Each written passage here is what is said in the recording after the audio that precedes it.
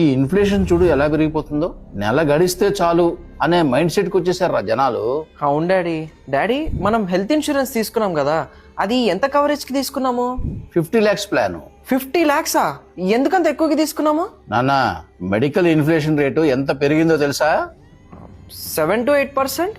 కాదు, 14% రా. 14%? నిజమా? జనాల్లో ఒక రాంగ్ పర్సెప్షన్ ఉందిరా. 2 lakhs 3 lakhs 5 lakhs health insurance ఉంటే చాలు అని అనుకుంటున్నారు. ఒకవేళ నీ మెడికల్ బిల్లు 50-60 lakhs వస్తే ఇప్పుడు ప్రాబ్లం ఏంటో తెలుసా? 50-60 lakhs డబ్బులు ఇవ్వడానికి ఎవరు ముందుకు రారు.